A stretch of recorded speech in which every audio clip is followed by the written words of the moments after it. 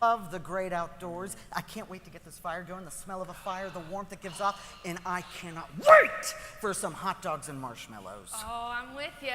But remember the last time he tried to start a fire? He had like tons of gasoline and that flamethrower, and he still couldn't get it started. And you know, for like 30 minutes last time, you were rubbing two sticks together, disproving the phrase, when there's smoke, there's fire. Okay. I get it. I'm not no human torch. You don't have to rub it in. Well, let's talk about him, though. You remember that? He tried to start it with a magnifying glass. Wait for it. At night with a flashlight. Oh, I know. I am certainly not on Smokey the Bear's most wanted list. And clearly I'm not either. But Jen, you're not exactly an expert yourself. Well, okay. But here's what I've done. This time I've done all the research, and I found that all you need is the right tool, and there's tons of tools, and the right condition, and you can get a fire started, and you can maintain it, and you can make it bigger all in a safe way, guys. Chris, I think we need to call Smokey the Bear. We got an Eagle Scout over here. On it. Yeah. Come on. No, this time I'm serious. I've got everything we need. I've got a secret weapon. What is that?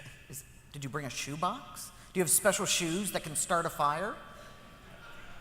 That would be awesome. But alas, this is a tinderbox. It has everything you need to get a fire started.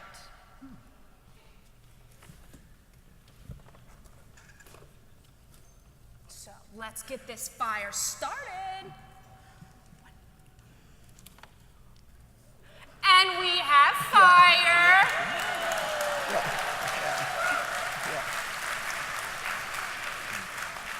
Impressive. Good morning, friends. I am Kay Cotian, your director of Equipping Vital Congregations, the newly named Equipping Vital Congregations, formerly known as Growing Effective Churches. And I am so excited to be here to tell you about all the ways that we have to set this conference on fire. Now, how many of you have been at the fire and tried to get it started and just had a really difficult time doing so? Or perhaps you got it started only for it to go out too soon. Or maybe you had the experience of getting a fire started and it grew so fast and so intense that you had to back off from the heat. I hope you've been there. Over this next hour, we're going to stoke that fire and share with you how Equipping Vital Congregations can help you set your ministry ablaze. Now, you'll notice that we didn't have experienced fire builders. No, we didn't. They had to experiment, they had to try new things. And we also know that not all fires are built the same. We all have to do things differently depending on our circumstances. We, like our friends over at the campfire, have developed for you a tinderbox. And as you've just heard, a tinderbox is a toolbox for how to build a fire. And I have one right here. Now, there are various compartments, all of which contain different tools on how to start a fire. We want that fire to keep burning for a really long time. I want to share with you 5 tools that are contained in our tinderbox for equipping vital congregations. Let's take a look at our first compartment. That's consultation. Consultation is an experience for your church that lets you dive deeply into your effectiveness of reaching new people and evaluating towards doing so. The consultation first must be bathed in prayer, and then you add the elements of continuous learning to prepare, and then you add in laity involvement, accountability, coaching, and those outside ears and eyes. That is our new tinderbox process. Now, we're in the midst of redeveloping and redeploying that consultation process so that it's an incredible impact on churches that are using it. But you don't have to take my word for it. Meet my friend Jan Hughes. Jan, would you join us at Fireside? Hi, Kay. It's good to be with you. Good to be with you, Jan. Thanks for cozying up at our fire here. Thanks. You know, Jan is the pastor at Middlesex United Methodist Church who has gone through a consultation process. So, Jan, share with us a little bit about why you thought this was the right process for your church. Well, perhaps the best way that I can tell you is I drive a Fiat Pop. Now, recently, I felt the steering wheel start to just kind of vibrate, and when I let go of the steering wheel, the car started veering to the right. I'm a little car. I don't want that to happen.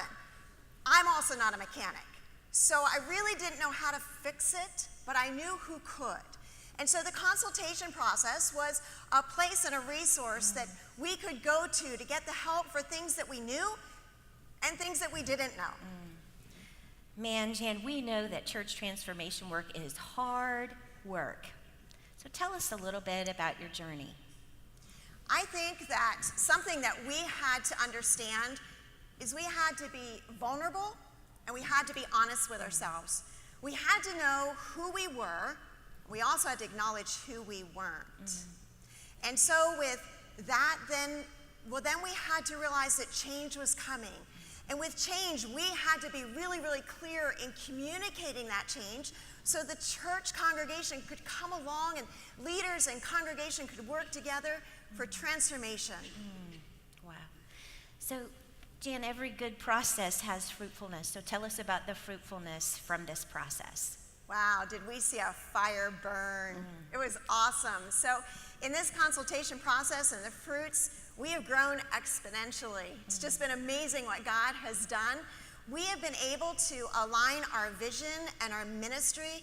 We've been able to reach out in the community and realize that we're not inward focused anymore. Everything that we do has the thought and the heart for those who don't know Christ yet. And it's been a beautiful, beautiful journey. All the hard work, oh, it's so worth it. Our structure is nimble and flexible, and it allows our people to be in ministry, not just talking about ministry. Amen. Amen. Jan, thanks so much for sharing with us a little bit about your journey. Friends, can we give Jan a round of applause and God for what he's doing in the life of Middlesex United Methodist Church? You know, let's now look at our second compartment or second tool in our tinderbox. That's coaching. Now, you know, coaching is different than mentoring, it's different than consulting, and it's certainly different than counseling. Coaching is helping you determine your current reality and then decide where your preferred future is. Coaching closes the gap between the two. And we're in the midst of training a team of coaches to avail themselves for all the various coaching needs in the conference. Now, you might be thinking, I'm pretty good at what I do. My church is healthy. It's growing. Why do I need a coach? Well, simply put, everyone needs a coach. Even the best of the best will benefit from having a coach. Let me invite you to listen to some of the most successful entrepreneurs to reflect on the power and need for coaching. Take a look.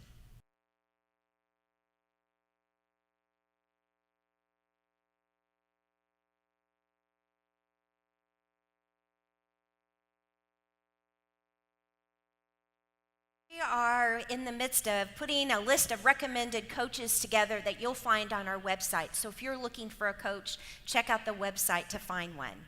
And just as coaching is an important tool in our tinderbox, so are small groups, which is our third tool in our toolbox. Small groups offer that opportunity to grow in discipleship. Did you know that as part of the Susquehanna Conference, you have access to a number of valuable and wonderful small group resources? An important part of the work you'll do all happens at this small group level, and we want to help you have all of those resources so you can keep those fires burning well in your local churches. Now, let's take a look at some of those great resources that are available to you at no cost right now to keep you going. We're excited about offering these resources. The first one is Unpacking Your Faith Story. This is a 4-part small group resource to help you with, yes, I'm going to say the word, evangelism. This will help you first discover, catch, share, and then live your faith story. This is the 21st century modern way to do evangelism that won't creep people out. The next resource is M3. M3 stands for Moving from Maintenance to Missional, moving your church from maintenance mode to missional mode. This helps you look at the 10 most common stumbling blocks that churches across the nation face in being effective and vital in reaching new folks. It allows you to evaluate against those 10 stumbling blocks in your own church to see what maybe work you have to do. This is also a great time to introduce our new website, equippingvitalcongregations.com. You want to be sure and check it out and all the resources there. We also have a new Facebook page, Equipping Vital Congregations, as well. Be sure to like us and follow us so you'll know all the upcoming information and events that you can take part in. As we've experienced in these opening moments, starting, maintaining, and growing a fire isn't always easy, and it's certainly not automatic. As we peer into our tinderbox once again, we find our 4th tool, workshops and general tools. The Office for Equipping Vital Congregations is pleased to offer many training opportunities and workshops throughout the year. We bring in a combination of outside speakers and in-conference practitioners to help you with the best practices available. Together, we can learn how to better build, stoke, maintain, and grow our fires. Now, by a show of hands, how many of you have attended an event sponsored by our office in the last year? Let me see you. That is awesome. Now, if your hand didn't go up, I hope you'll make time this year to join us for a training event in your area. Now, let me show you some of the events that we've had in this past year and the opportunities that we've offered. First of all, simplified accountable structure. And you probably are not going to be surprised to know that this is one of our most commonly requested workshops. How can we be effective and efficient in how we make decisions in our conference so that we can be nimble in our mission of making disciples? On our website, for you to view at any point, there's a 25-minute overview of simplified accountable structure, as well as the full workshop that was done last fall is now recorded that you can view at any time with your team for training. Necessary 9 is another workshop that we have offered. Necessary 9 tells us what are the 9 things that effective pastors do differently than others. And there's the bonus at the back. What are the 2 traits that effective churches do differently than others? It's a great way to do some evaluation with your church and congregation. The next one is Gear Up. These are the 9 processes in your church to run an optimized church, a smooth running discipleship-making machine. So what are those processes in your church that are up and running well, but which ones might need to be fine-tuned? Friends, unfortunately, I have yet to be in a church that has all 9 processes up and running smoothly. So check it out and see where you may need to fine-tune. How many of you attended Navigate just last month? 350 people turned out for our first event. Navigate is going to be an annual event, and our first event was focused on discipleship. And we are already in the midst of planning our 2019 event that will be focusing on leadership. I hope you watch for details on that. I'm also really pleased to introduce to you 4 learning opportunities for this fall. We're building a culture of continuous learning. We have to continuously retool ourselves to be effective and relevant in our culture today. Those fall learning opportunities are M3 that we've just talked about, the small church checkup that some of you were introduced to at the pre-conference workshop, Impact that many of you laity were introduced to yesterday, and then communities of practice. We hope that each and every one of you will decide which of the 4 is right for you.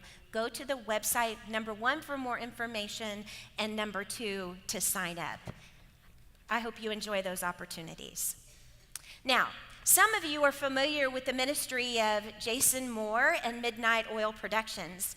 You know, he has been partnering with our annual conference for the last several years on the leadership report and has led a number of learning events throughout the conference. Some of you may have even attended his pre-conference workshop this past Wednesday. Jason also partnered with our team to develop this very experience and designed our logos and the media that you're seeing now. Now, back in 2015, Jason collaborated with some workshops with some pastors and lay people to develop some sermon series that resulted in complete sermon series for Lent and discipleship. Not only are the sermons ready to go, but the other resources include graphics, videos, bulletins, printed materials, and more. Best of all, these resources, funded by your apportionment dollars, are available to you at no cost. Here's a look at the Lenten series, The Journey. This is a sampling of graphics, print materials, and also let's take a look at that promotional video that's ready for you to go. Take a look.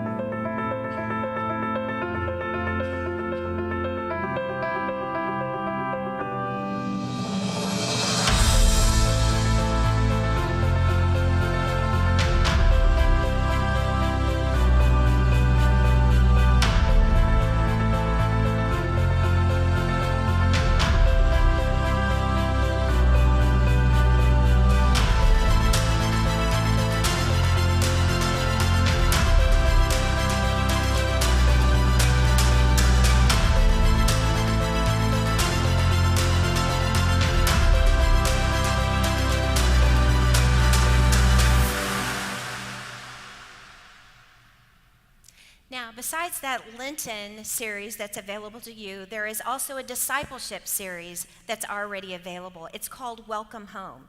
This 6-week series contains all the same great materials as The Journey did, designed by you, our pastors and laity, and turned into this complete resource by Jason. Take a look at the video from Welcome Home.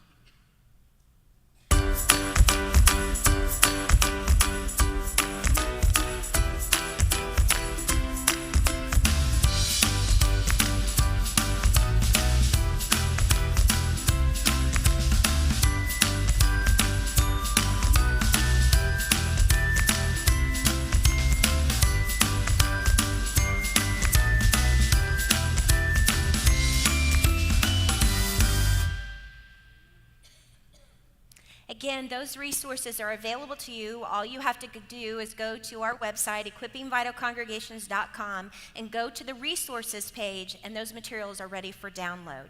You'll also be excited to know that Jason will be back with us on August the 3rd to create an Advent sermon series. So mark your calendars and be a part of that creative process.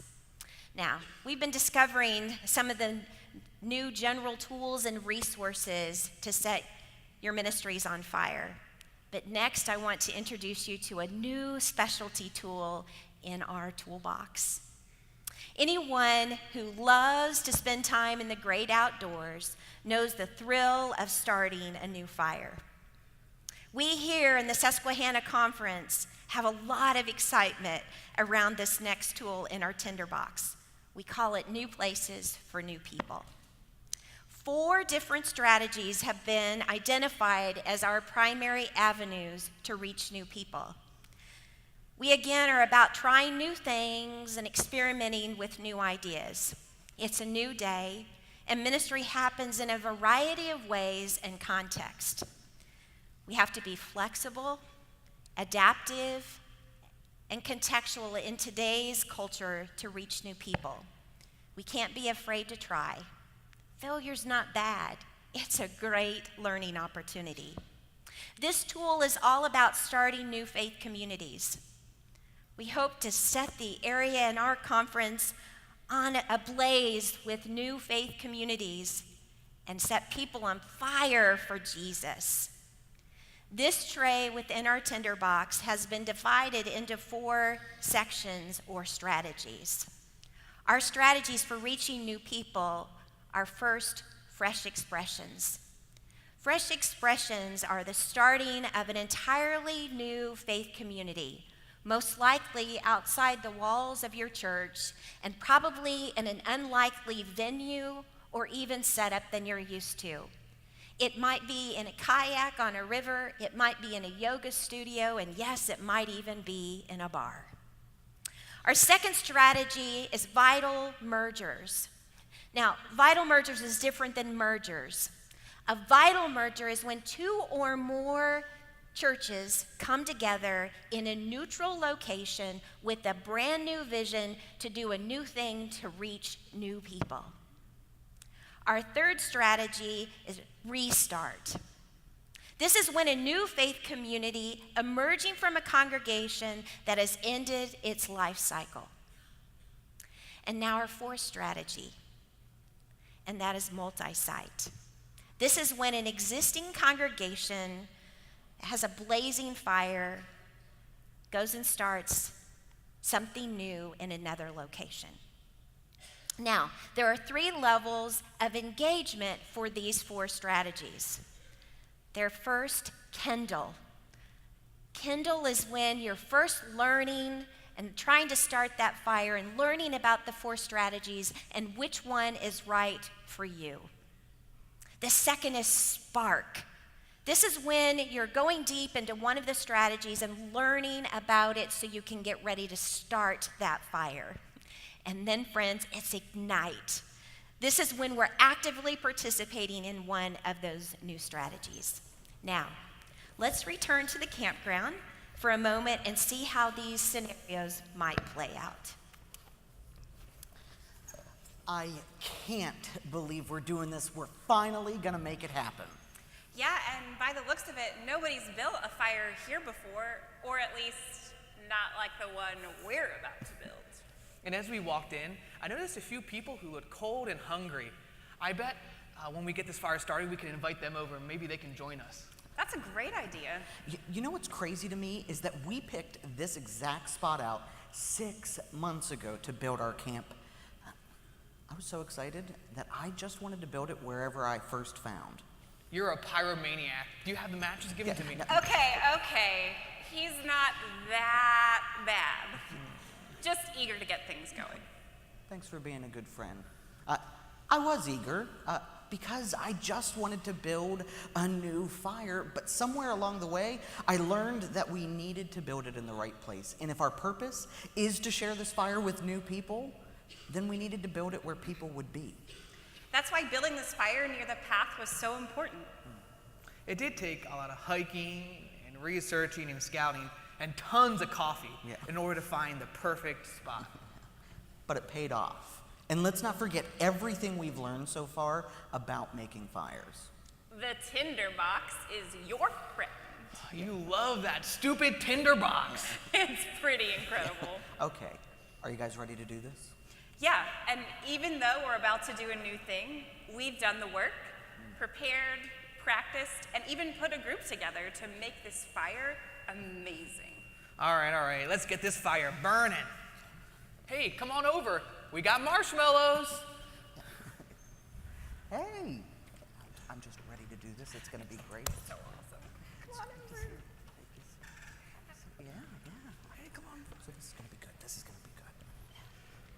Some of the fires we're starting here are what we call fresh expressions. One of the ways we'll reach new people in new places is to walk the paths of our community to find the best places and practices to invite people to the warmth of the Spirit in their lives. As we saw with our Fresh Expressions friends, our tendency is to jump in headfirst and start something new. But an intentional process and a time of preparation is needed to get a new fire going.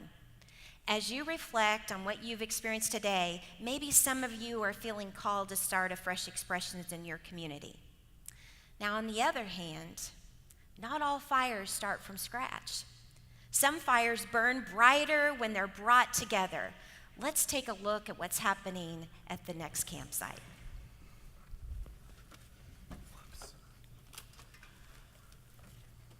Anna, this has been a great fire. I mean, it's been going for so long. It's kept us warm, kept our bellies full.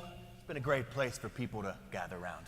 I mean, it has. I've been around for pretty much as long as this fire's been here, and I can tell you, so many people have come and gone, and it really has served us well. Yeah, the coals are still hot, but we're running out of firewood, and we don't have too many people around to help us get it going. I know. I'm seriously worried that if we don't get another log on this fire, it is going to go out really soon. I know. I mean, this has been a great fire. I can't stand the thought of it going out. I mean, but I don't know what to do. Who knew that we could all have such tremendously deep thoughts and feelings about fire? Just go with it. Okay, fine. But the truth is, we just don't have the resources to keep this fire going anymore. I know, but it sure was a great fire. And these coals are still hot.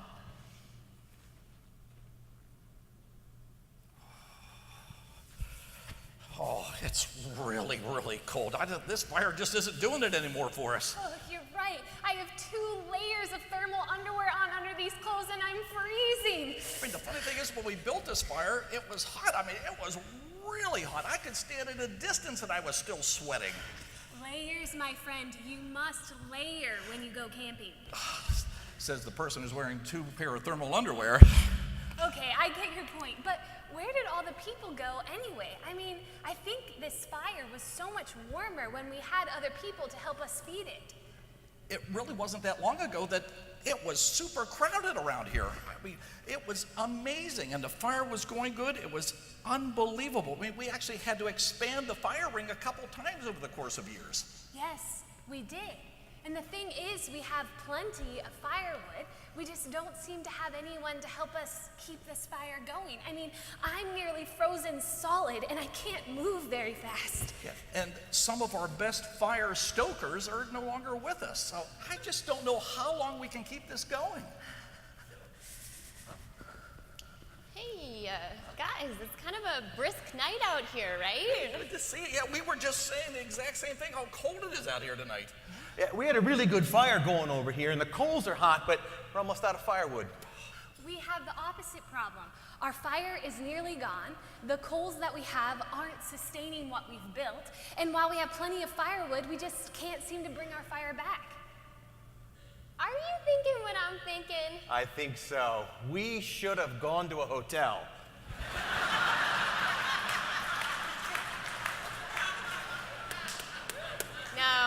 No, Greg, that's way too expensive. No, I'm thinking that if we bring the 4 of us together, we could have a pretty amazing fire, right? I have an idea. You're gonna put on a 3rd pair of thermal underwear? No. They have what we need and we have what they lack. Oh! All right, Okay, so yeah, we We So- could so we're almost gonna get bring both that fires and maybe put here, what and you've then got, we'll what bring we've that got. over Wait a minute, there. wait a minute. Okay, we're all talking at the same time. I think we all have the same idea. If we pull our resources, if we put all that we have together to start a new fire, we could make this thing really happen. That is a great idea. Great minds think alike, guys. Let's do it. Yes. Come on. All right, help me out here. Here we go.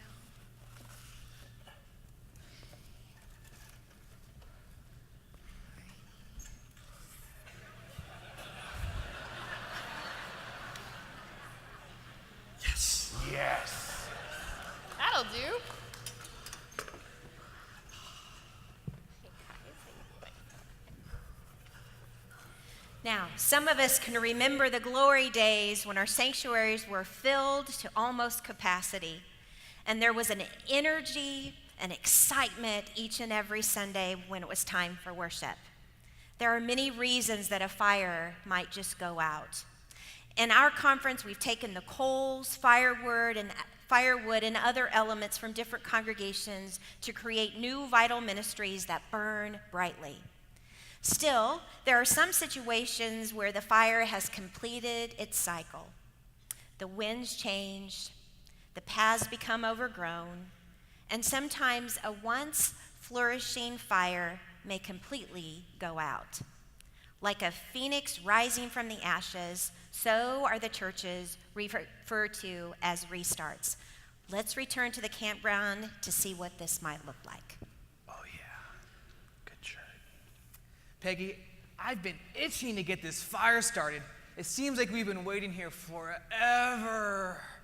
Yes, but we just have to wait because we have to season the wood and its place. Season? Like the seasoned bratwurst I got in this cooler right here? We're gonna need a fire.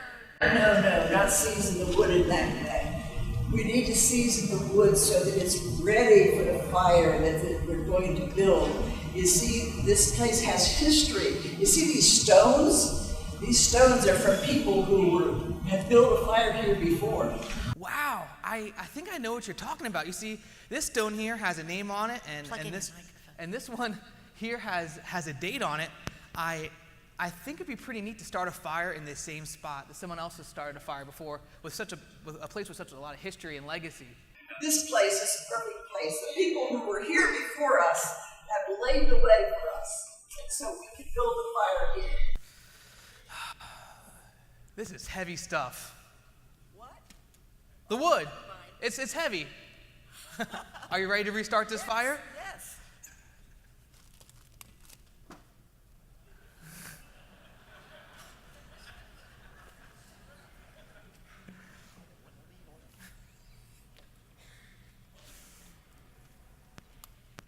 It's hard to see one of our fires go out, but God has a way of doing a new thing in sacred spaces. We mourn those faith communities that come to the end of their life cycle, but we honor and celebrate the ministries they made possible. New fires burn in places where old ones once thrived. Our final strategy for making new fires is what we call multi-site. Now let's take a look at what that looks like. Woo! This fire is hot. Man, I can hardly stand it. Seriously. You said that you were going to make a bonfire, but this is more like a raging inferno. Couldn't you have dialed back the intensity just a little? Well, it wasn't always burning this hot. I mean, when it started out, it was burning pretty good, but then it got low, and then it got higher, then it got low. We had to get really intentional about stoking this thing, and man, has it taken off. Yeah, I mean, you did a great job. I tried to roast a marshmallow a few minutes ago, and it liquefied in about 2 seconds flat. Sorry about that. That's fine. It's just, haven't you noticed that even though we have this amazing fire, there's still people around here that are cold and hungry? Yeah, I have noticed that. You know, it's not like we haven't invited them to come join us. I mean, what's the holdup? Well, maybe they don't want to come join us. It's intimidating to come join a new fire, right? And maybe this just isn't their vibe. Their vibe? Yeah. Haven't you noticed Joe over there playing Kumbaya on the guitar? Kumbaya, my Lord, Kumbaya.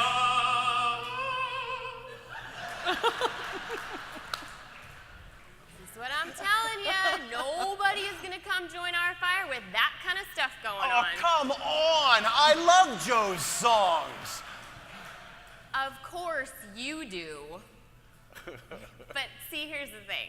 A lot of people don't. It could be that, or it could be any other thing that are keeping people from joining our fire. I mean, why do we always expect everybody to come to us? Why don't we build a fire somewhere else and take it to them? You know, that does make sense. And maybe we could help them work out a vibe that works for them. Seriously, I mean, this fire is raging. It is not going to hurt anybody if we pull just a couple of logs off and go build a fire somewhere else. We could do that. I know. Let's do it. Let's do it. Okay. Look out. Ooh, it's hot. Yeah. Here we go.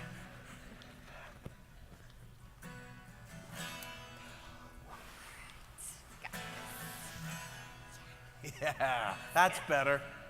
You guys want to come join us? Can I sing Kumbaya? Different fire, different vibe. Some of our ministries are burning so brightly that we can launch new ministries from them. If your church is feeling the call to start something new, please come to our booth and let's talk about it. Now, let's be honest, creating a new fire isn't easy, but once we get it going, it feels pretty amazing. Now, here's a moment that captures that pretty perfectly from the movie Castaway. Take a look.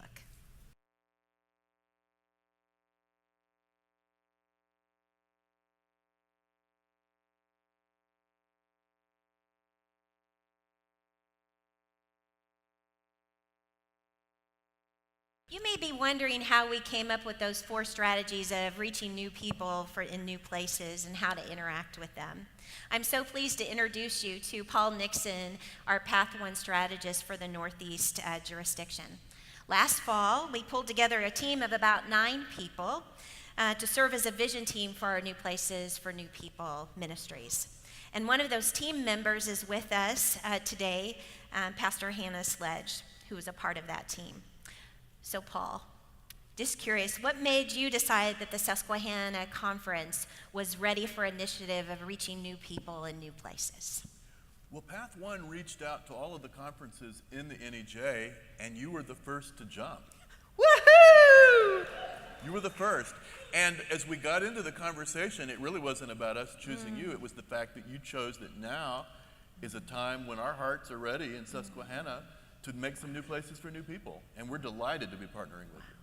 We're excited too. We appreciate all that you've done to lead us through this process. You put together a pretty amazing team, too. We do have some pretty amazing people. Pretty amazing people all over the place. And I think this is really going to help leverage some of that amazingness to do some really great new things for God. Thank you.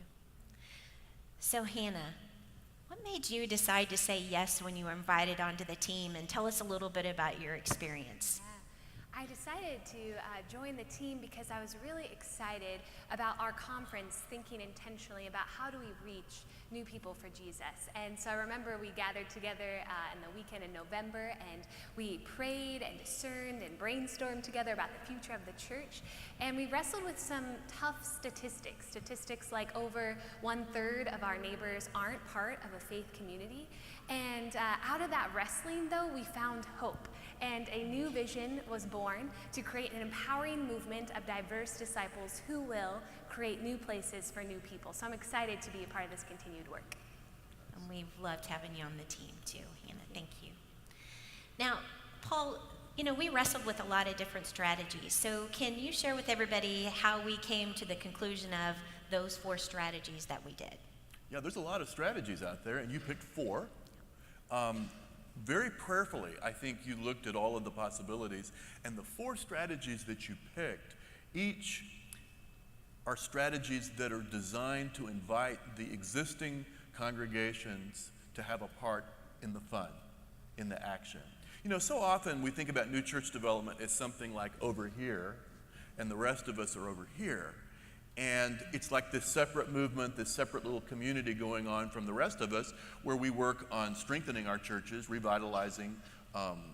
But this whole process invites us to sort of put away that kind of thinking and to realize that every church represented in this room has a possibility of being a part of God's new things that are going to happen in Susquehanna. Exciting stuff, isn't it? Yeah, it really is. Really is. So, Hannah, not to embarrass you, but we started to call you the Kindling Queen. She has been working so hard on kindling conversations. So tell us a little bit about the feedback that you're getting from the kindling process. The kindling process has been super exciting. I've had the opportunity to speak with several of you about some of your ideas that you have to create new places for new people, and look forward to talking with many more of you in the months to come.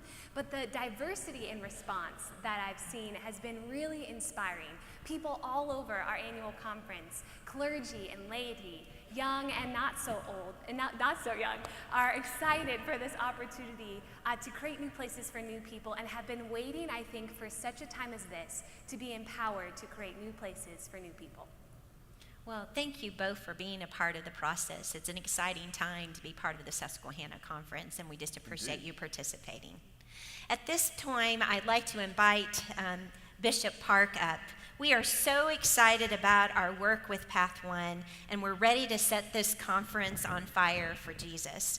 We're so excited about this relationship that we have decided to sign a covenant agreement with Path One as a sign of our commitment to one another with these efforts to reach new people in new places. Set it on fire, Bishop. Bishop, welcome to the campsite. Wow. I just experienced a record-breaking moment that I ever had. I never heard the word fire so many times within an hour. God's people of Susquehanna Annual Conference, we are a connectional church. We are also a covenantal church. We are committed to partnership in the gospel for the common mission of making disciples for the transformation of the world. Let this moment be remembered and celebrated as one of the threshold moments in the journey of the Susquehanna Annual Conference. I signed this covenant not because I'm a bishop, but because I see many bright-eyed people who carry fire in their hearts for Jesus. Indeed, we are the people of the cross and flame. Let the flame of the Holy Spirit go higher, stronger, and brighter for the sake of the gospel of Jesus Christ, the wonder-working power of God for redemption and transformation of the world. Let the church say amen. Amen.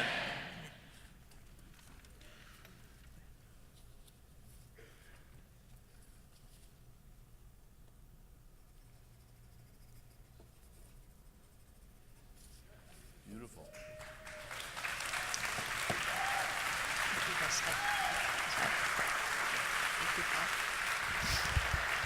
If your fire feels like it's about to flicker out, you have access to our entire tinderbox of resources.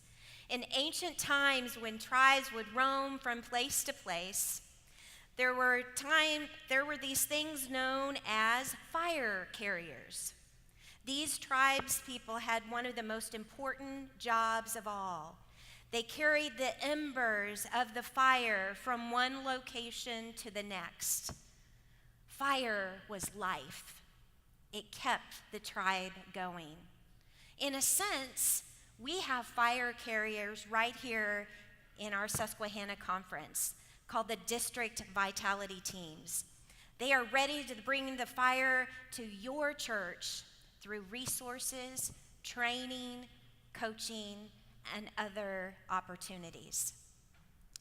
We have some fire starters coming up for you right away. The first is called Spark Starter. If there's something brewing inside of you, a ministry idea, come to Spark Starter on July the 28th. This will allow you to kind of build out a comprehensive plan to make this ministry a reality. And then if you need some funding, come to Spark Tank on October 16th and 17th to present your idea for possible funding. And then you're welcome to come to the first 12 on September 7th and 8th, where we'll teach you, the first 12 people, how to gather those and what we need to do to start a new fire and reach new people. And now, we want to give you an opportunity to allow the Spirit to move. We want to give you a chance to respond. Maybe something within you, somewhere you felt a spark. Let that spark build into a blaze within your heart. During the song, consider where God is calling you to start a new spark, to set a new ministry, to reach new people. Now, in a moment, you're going to be receiving a matchbook and a postcard. Kindle, spark, and ignite to create new places for new people, along with our website name and our Facebook information. The matches will remind you to go out and spark a new fire in your ministry. Church, let's pray together. Would you pray with me? Oh, Holy One, you have created us to be your hands and feet in the world. Light a burning fire within our souls that is so bright, we will be the light in the darkness of this world. Set a blaze under our feet to go out and to create new places for new people for this new time. Turn up those flickers in our churches to new flames, to be a church on fire for Jesus Christ. Who are we? We are a fire for Jesus. Who are we? We are the tools to ignite a renewed fire in our local congregations. Who are we? We are better together, fueling the bright flame of Jesus Christ in our communities. And all God's people responded with an enthusiastic Amen. Friends, finally, I'd like to invite you for some fireside chat at our booth. We have some wonderful guest speakers here. First, Audrey Warren is from the Florida Conference. She's here on behalf of Fresh Expressions. They have over 150 Fresh Expressions in the Florida Conference, and she is here to light your fire around Fresh Expressions. Secondly, we have Paul Nixon from Path One, who will also be in our booth following this presentation to have conversations with you about new places for new people. And finally, Jason Moore will be in our booth, who has been back there running this whole production, and he has been a part of this creative workshop. And I'd love to have a conversation with you too.